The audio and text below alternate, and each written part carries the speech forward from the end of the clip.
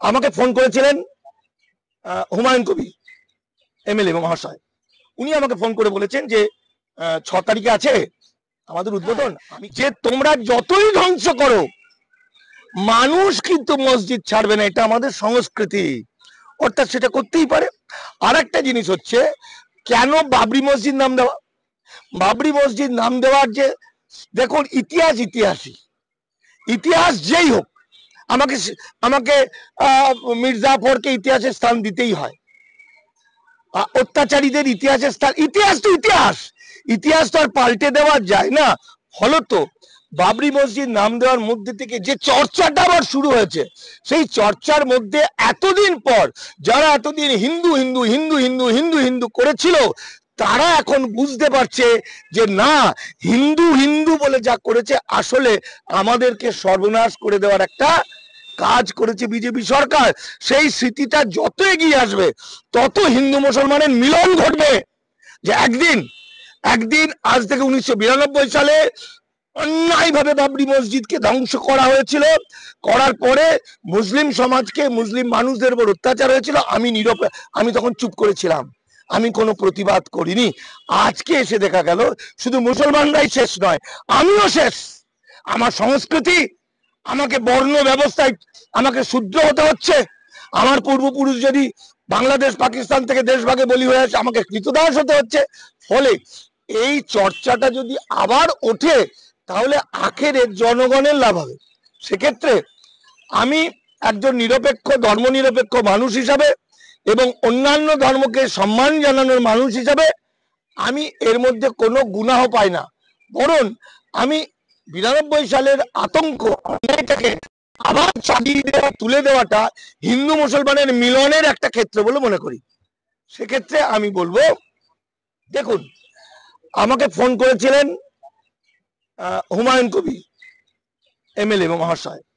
উনি আমাকে ফোন করে বলেছেন যে 6 তারিখে আছে আমাদের উদ্বোধন, আমি কার্ডে আপনার নামটা দেবো, আপনি যেন আসবেন।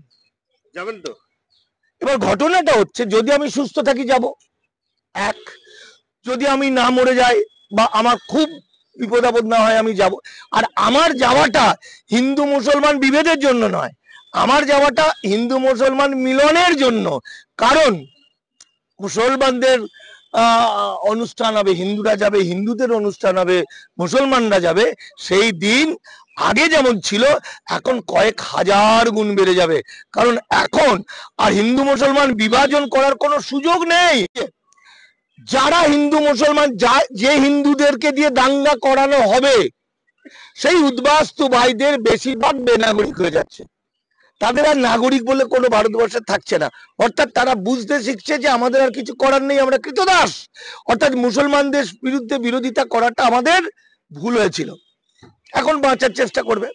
অপরদিকে ইসলাম ধর্মাবলম্বী মানুষদের তাদের ইসলাম সংস্কৃতি রক্ষা করার জন্য মসজিদ, মাজার, মক্তব, মাদ্রাসা, গোরস্থান কিছুই থাকবে না। ফলে তারাও কিন্তু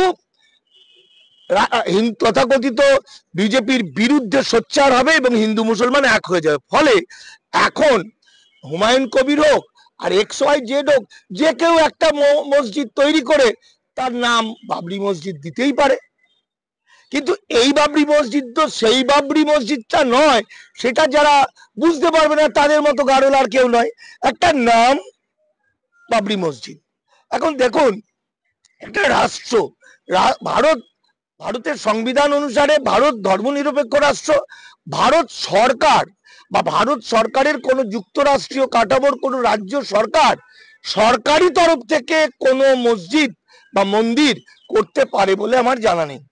কিন্তু মুখ্যমন্ত্রী করেছেন, সেই করার পক্ষে তার কিছু যুক্তি থাকতে পারে। আবার অনেকে মনে করতে পারেন যে জগন্নাথ মন্দিরটা সম্প্রীতি, কিন্তু সম্প্রীতি যে নয় সেটা আমরা জানি। যে জগন্নাথ মন্দিরে একসময় রাষ্ট্রপতিকেও ঢুকতে দেননি, মানে নিম্নবর্ণের মানুষ এবং মুসলমানদের ঢুকতে দেওয়া হয় না। ওখানে লেখা থাকে যে মুসলমান অ্যালাউ নয়, তাহলে ওটা সম্প্রীতি নয়, অনেকে এটা ভাবতেই পারে। সেই জায়গা থেকে দেখুন, আমরা এমন একটা জায়গার সময়ে বসবাস করছি যেখানে রাজনীতিটা প্রধান, সাধারণ মানুষ জিরো। তাহলে এখানে রাজনৈতিক কোন একটা ব্যক্তিত্ব তার রাজনীতির জন্য তার ভাবনা চিন্তা হিসাবে নতুন নতুন নতুন নতুন কায়দা কানুন করবে নিজেকে হাইলাইট করার জন্য, এটা অঙ্ক, এতে কোনো অপরাধ নেই। ফলত হুমায়ুন কবির ওখানে একটা মসজিদ করে যদি তার রাজনীতির অনেকটা মাইলেজ সে পায় তাহলে সে করবে, তাকে কেউ বাধা দেওয়ার কিছু নেই। বোঝা গেল কথাটা? সেক্ষেত্রে যে তাকে দাঙ্গা হবে, দাঙ্গা তো এমনিতেই হয়েছে। যখন হুমায়ুন কবির শিলান্যাস করেনি তাহলে কি দাঙ্গা হয়নি? তা তো প্রতিদিনই কেটে দেওয়া হচ্ছে, মেরে দেওয়া হচ্ছে, মেরে ঝুলিয়ে দেওয়া হচ্ছে। যোগী আদিত্যনাথ একই মঞ্চে আছে, আরেকজন বলছেন, আরেক নেতা বলছে মুসলমান মেয়েদের মাটি থেকে তুলে কবর থেকে তুলে রেপ করতে হবে। মুসলমান নাফিসা বলে একটা বাচ্চা মেয়েকে মন্দিরের মধ্যে ঢুকিয়ে গ্যাং রেপ করে মারা হলো, পুরোহিতরা মারলো। এটা তো একটা, এর সঙ্গে বাবরি মসজিদ তৈরি, বাবরি মসজিদ নামে একটা মসজিদ তৈরি হওয়ার কোনো সম্পর্ক নেই। এখন ইসলাম ধর্মাবলম্বীরা বলবেন যে ব্যক্তিগত সম্পত্তিতে কেউ কি মসজিদ তৈরি করতে পারে নাকি পারে না, বা মসজিদ মানে তো আল্লাহর সম্পত্তি। ভাই আল্লাহর সম্পত্তিটা কই? আল্লাহর সম্পত্তি তো সবই সবই লুট করে নিল, সবই তো ওয়াকফ সম্পত্তি ধ্বংস হয়ে গেল। আর কিছুদিনের মধ্যে ধীরে ধীরে, যেহেতু এটা দেওয়ানি আইন, নট ফৌজদারি, ফলে এইটা ইমপ্লিমেন্ট হতে হতে হতে 10, 15, 20, 30 বছরের মধ্যে দেখা যাবে যে জৈন ধর্ম এবং বৌদ্ধ ধর্মের মতো ভারতবর্ষ থেকে ইসলাম ধর্মটা ভ্যানিশ হয়ে যাচ্ছে।